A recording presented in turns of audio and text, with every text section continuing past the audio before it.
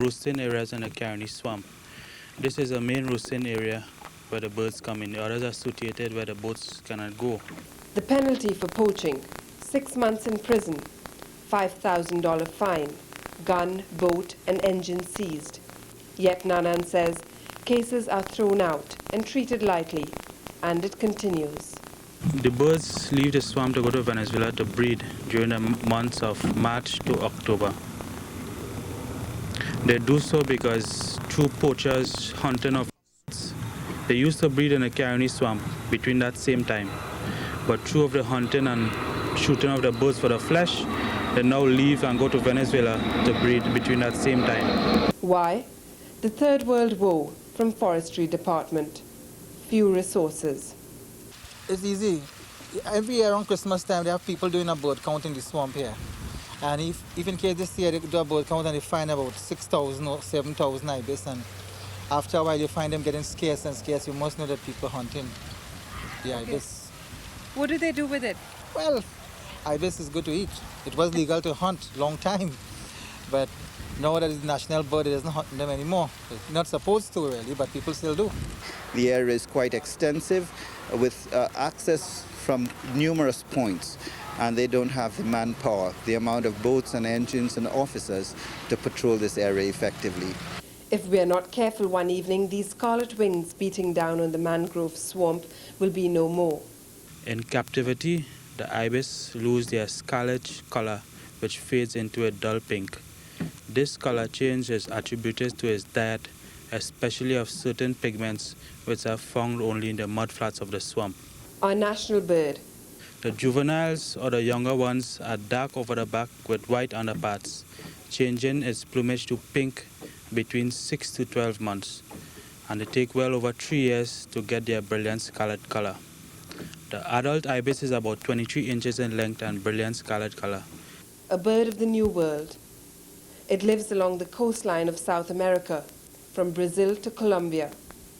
It originates from the Orinoco Delta area, but remained with us even after we separated from the mainland. Unbelievably, the birds were once just game, then restrictions. 5 birds per day per gun were instructed.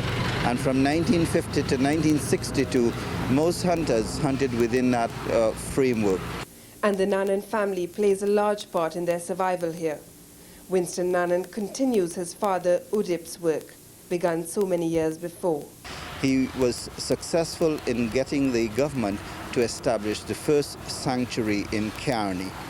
This entailed a parcel of land within the Carney swamp of about 1 square mile, and this land area was set aside for the roosting and the nesting of the scarlet ibis, and it was prohibited for hunters or anybody to get into that area. And Udip, a fisherman, started his life work and passed it on to his son and grandsons. He's no longer here, but I carry on his work. Why do they live here? The mixture of fresh and salt water creates a blackish water living conditions difficult for most species, except for a few special ones like the scarlet ibis. It is obvious that the first step towards protecting the scarlet ibis is stricter laws against poaching. The second, a need to find resources to guard the swamp more comprehensively. In next week's special report, a look at the Carney swamp and other wildlife in it. Ira Mathur, TV6 News, with a special report.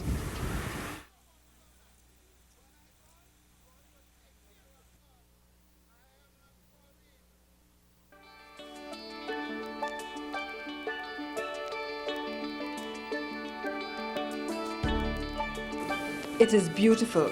They told me that we were coming to a bird sanctuary, but I never thought about seeing anything quite as spectacular as this. I really didn't know what we were getting into, but it was certainly worth it. It is necessary. It is part of the lungs of our nation, providing oxygen, because the transpiration rate for providing water vapor, for causing oxygen to renew the carbon dioxide in the air is tremendous in mangrove swamps. And it is a valuable resource. Some 20,000 tourists visit each year and pay anything from $20 US to $60 US each which means it has an earning capacity of up to $500,000 per year. The swamp is state land managed by the Forestry Division, and Mr. Nanan and Mr. Ramsey hired two operators working for a number of years in the swamp, and they received permission, they obtained permits to enter and to conduct their trade. But there are no money transactions, no money is ever obtained from the users of the swamp, and none of that is ever plowed back into the swamp. And it is being blasted from all sides. Rubbish from the Beetham dump, chemicals from industries, silt from the northern range, sewage pollution, poaching of the scarlet ibis and ducks, overfishing. Over 160 species of birds and hundreds of species of fish and wildlife live off it. Since 1986, it has been declared a prohibited area, but most threats come from outside it. The mangrove is the mother of the swamp and provider of food, shelter and air to man, birds, animals and fish, and it's being killed. Literally, the northern range is moving into the Caroni swamp. The volumes of silt down every year. The mangroves protect us from hurricanes. In Puerto Rico, for instance, where mangroves were cut down, serious storm damage was done to areas inland, so mangroves do act as a protective function. In the Caroni, when Hurricane Hugo passed through the region, we noticed the impact that the mangroves withstood because the trees were, in some parts, flattened because of the impact of the storm. The oysters and seafood you love to eat are bred here. Raw sewage sometimes is discharged into the waterways of the Caroni River, end up into the food chains, the fish and crabs, which humans consume, which can cause serious disease problems. We know that hepatitis B and other pathogens can, be eaten through the food chain. The fisheries are supported here. The fisheries offshore depend on the energy input from mangroves, so that without that conversion of natural sunlight energy into plant food, which is consumed by animals and then consumed by other animals, you won't have fisheries existing.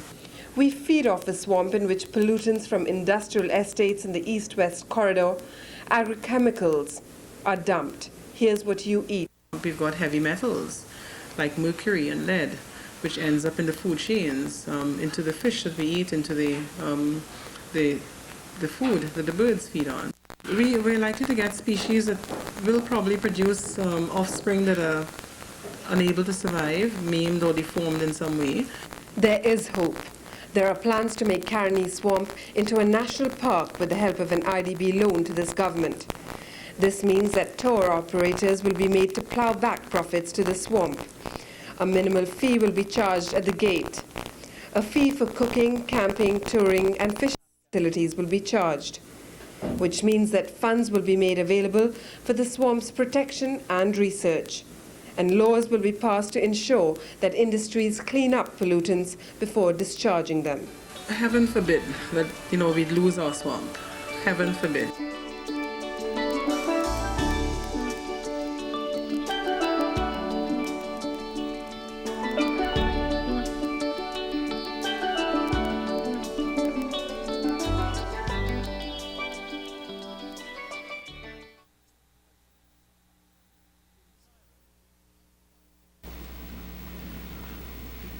Now the world rises in honor of Derek Walcott of Castries St. Lucia, founder of the Arts Guild movement, the Theatre Workshop of Trinidad and Tobago.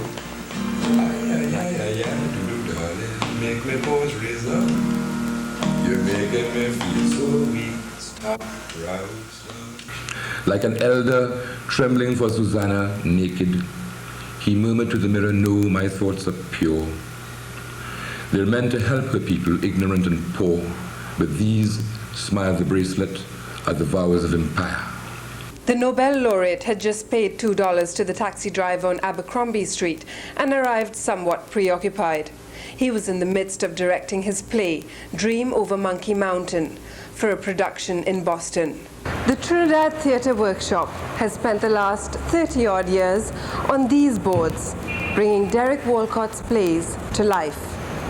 And it is here, in the old Fire Brigade building, now called the Derek Walcott Theatre, that Raoul Panton sat down to talk with the man who has made us all so proud.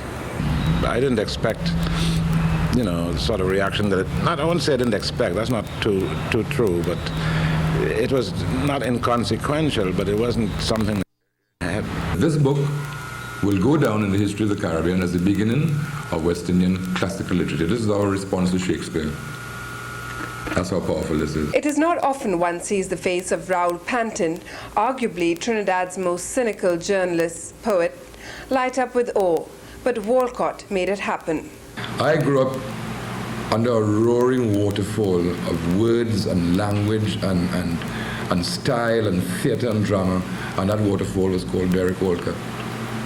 I showered in him. I told someone I'm moving from poetry to philanthropy, just to keep the P's together, Poet, playwright, philanthropist. Great name, And I could say but I won't. Anyway, four P's, right? One thing about poets, they curse beautifully. A different world.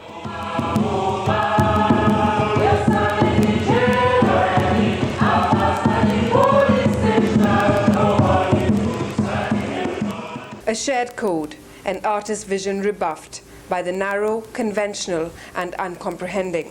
Thank God there are a few people out in the world, there are not many, not enough, who are withdrawn from the hustle and the rat race, and I got to get ahead, and I got to get a new car and a big house, and all these things that people chase and spend their whole lives going up and smoke after these things. Thank God there's poets, I suppose, are a kind of social philosophers. They reflect. They spend 10 years looking at the society, and then they write in 5 lines that tell you something about the society that is so true and so accurate and so rare that it touches you, and you might change your life. It was a very votive thing. It was mainly to write something as completely as I could about St. Lucia. So, it was directed. That's the direction it had. But I felt it was, I felt there was something strong in it. I share a lot of things like inefficient societies, bad politics, mismanaged cultures, this emphasis that we're all African and all this foolishness, or we're Indian or Chinese or Spanish, when what we really are New World people, a very broad picture, which we see, the artist sees, the true artist, because there's some fascists here who are into this black number or Indian number business. And I'm ready for them, Something is much more important than a lot of factional crap. Tomorrow morning, if I said, to someone, it would be great to have an art gallery, they'd say, yeah, but we need, it's an internal argument. The attitude is simply, you're right. And I'm not right because I am me talking. It's as essential, to anyone in this country. You as a writer, you as a playwright, where do you go with your work? In this country, we don't have publishers. You see, writers have to pay to publish their own work. It's obscene. And then people ask you why you get angry. It would sound like insulting Trinidad, but if I make comparisons with what I have seen and what I've experienced personally in some of the other islands. You have a large population which really is interested in carnival and partying. As Walcott said once, God saved me from a society whose center begins from the waist down. You have wasted your life in this country trying to create a theater. Walcott loves his people.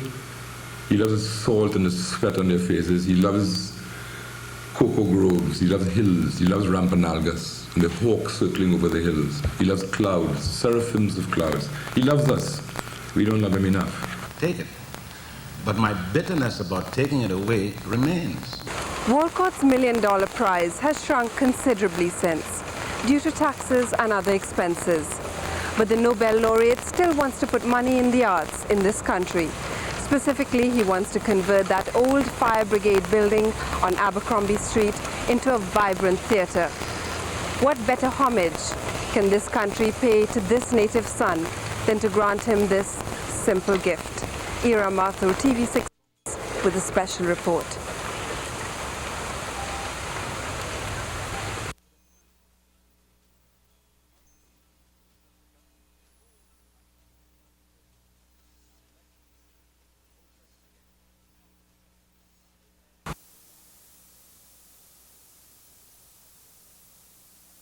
Omeros is the Greek word for Homer.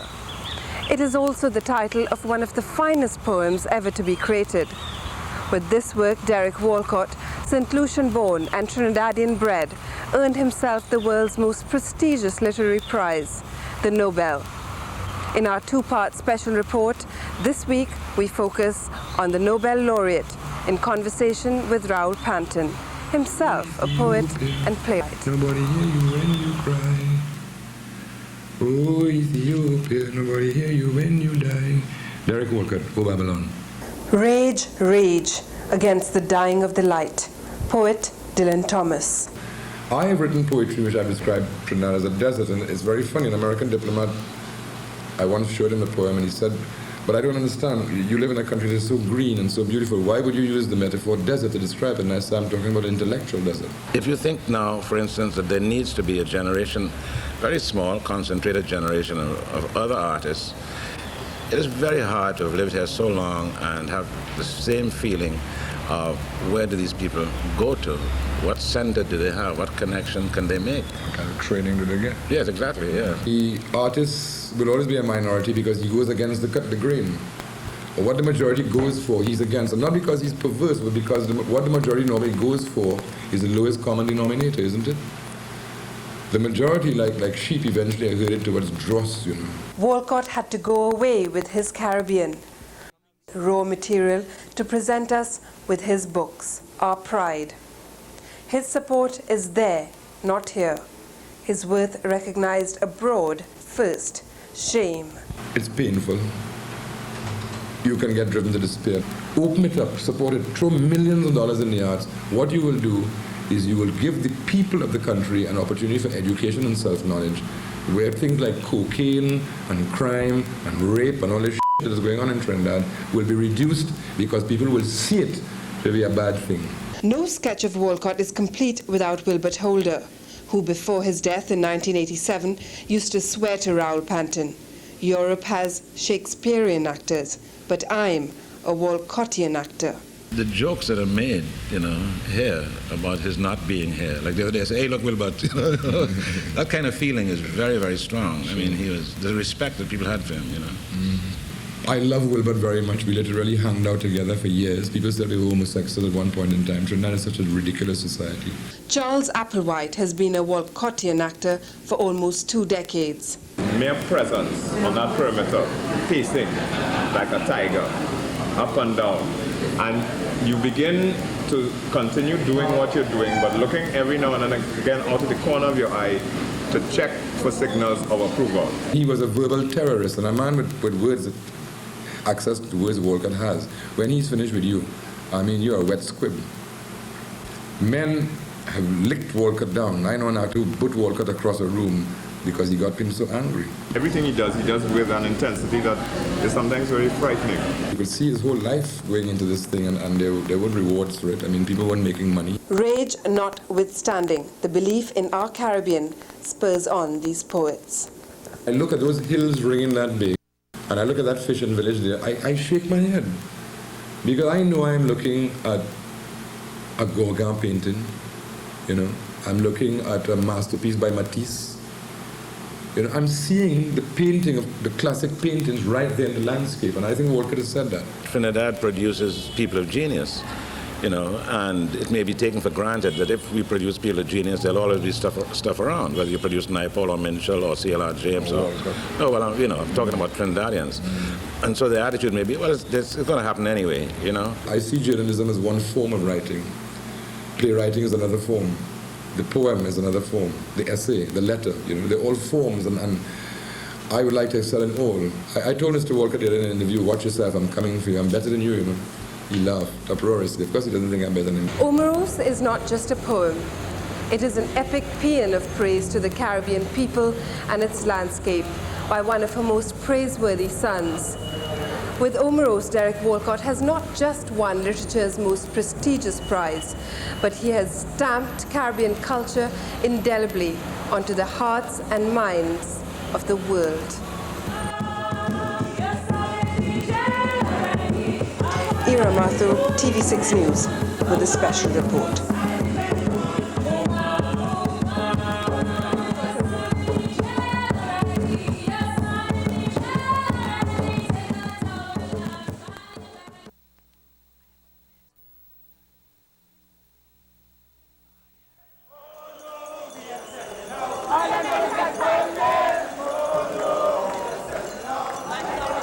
Everything is done. there's talk all around that chicken has gone up by 50%. And we are seeing that. And the number of the items that have gone up. I look at the snow cone vendor, I saw that snow cone is now $2. That's crazy. I really believe, and from moving around the country, I'm telling you, I'm getting a sense of tension. People are, and there's a lot of unhappiness. There's a sense that some people feel that they're really being asked to bear too much. Are we heading towards Jamaica and Guyana? The effects depend on where you're starting from. And both Guyana and Jamaica started from positions that were much worse than us when they decided to make the move that we made. The march last Friday against rising prices is a direct result of the flotation of the dollar. Since its flotation, the TT dollar's value immediately depreciated 35% and then, to everyone's relief, held steady. But the controls were managed by the commercial banks, not government's central bank. There's the intention in Trinidad to remove all the restrictions. But what we're operating under now, what we have been operating for the last month or so, is a system where the commercial banks have very wisely, I think, have put in place a number of measures to ensure that there is some stability in the system while the country gets accustomed to the idea that we are on a new regime. The financial pundits tell us that this is a bad period, which will inevitably be followed by a harvest. The lean years are here. Prices of goods and services have shot up, in some cases over 60%, and those who could afford it the least suffer the most. Some unscrupulous business people have taken that opportunity to raise prices unnecessarily. Prior to the floating of the dollar, people just didn't have the money to buy. Where are they going to get money to buy at the higher price? And these are the questions, or questions like that will have to be answered by the businessman who is raising his prices. And I also don't agree with you in the fact that consumers don't have a say. I think consumers have a tremendous say. And when you don't buy a product in the grocery, that tells the supermarket owner and the distributor that something is wrong with this product. It's either the price is too high or the quality isn't good. The monitoring of these prices and announcing to people who are really the businessmen that are trying to take advantage of the situation. Let people know them. Let us know them. Of course, not all the businessmen are doing it. In fact, I would say maybe the Chamber of Commerce, the ECA, they have a responsibility now to put their house in order. I think business people are going to find out that they can sustain these unscrupulous price increases. It just can't be sustained. And in finding that out, the prices will naturally level off. Even if prices eventually even out, we are unsure as to when the banks will drop controls. If the banks decide to let go of the restrictions, and if the foreign reserves position remains what it is, which would mean that people are not going to have very much confidence, it is possible that we're going to see a reduction in the rate. But I have never seen this rate going below anything like $15. That to me is the absolute worst case. In the meantime, we are faced with rising unemployment as businesses struggling with higher import bills and a more expensive US dollar face closure. If businesses close down, you are going to have jobs being lost. But remember, if the economy is being transformed, if the reforms take root, once for every job lost today, you would have the potential of more jobs being created, not maybe tomorrow, but in a year or so. Will it devalue further? That depends. I think we should hold on to the restrictions and gradually release them over a 2-year period. I don't think we should go fully free on a fully free flow before 2 years. I don't think so.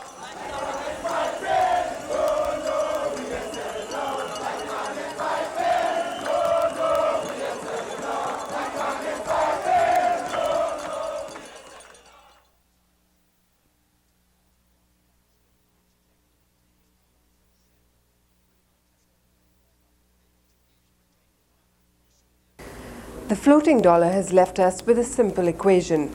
If you export, then you earn more in US. I feel as if a load has been taken off my shoulders as a businessman, and that I can deal in foreign currency. If you rely heavily or entirely on imports, as many businessmen do, then you're in trouble. People just do not want to spend. But what will a floating dollar do to the unemployment situation? Currently, 105,000 people are out of jobs. Economists expect that within the next 2 years, another 15,000 will be unemployed. Things are going to be rough for the next 2 years. I don't think we shouldn't fool ourselves. I think we should brace ourselves. There isn't anything that should make us panic, but I think it is a period we have to go through before some change comes. There is a way out of the lean years, according to the financial pundits. Export, export, and more export. You see, this float is screaming to everybody. If at all possible, turn yourself into an earner of foreign exchange. Try to export something. And don't panic. Anytime we, as a nation, for example, decide we are going to rush out there and try to get US dollars, what we're going to find very quickly is that the price of the US dollars will go up, and we will in fact have a further devaluation of the currency. But it may be too late for some businesses. The retail and wholesale trade are going to feel the impact because people are going to revert to basics, acquire the basics. And therefore, a lot of areas that the people are selling now, the demand that they will not be able to survive. Locally, my sales have dropped. I would say almost by 50%.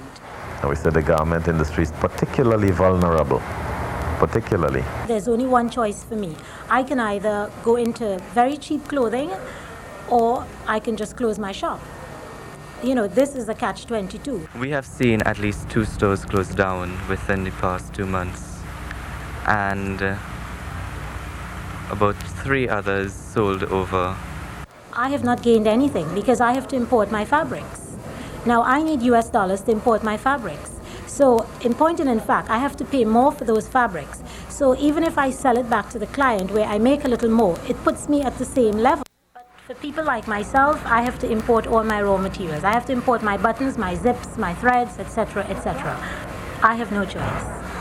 And many businessmen still believe floating is the only option and the only way to stimulate the economy in the long run. There's no sense saying it shouldn't have happened and so on. It has happened, and we're going to make it work for us one way or the other. And that you can see an explosion in employment once we get the investors to make the investment in the tourism industry. And that necessity will force self-reliance. They're going to have to start their own businesses because they're going to be out of work, a lot of them, or they're going to have be retrenched. So there's going to be a mushrooming of small businesses, which is a positive thing.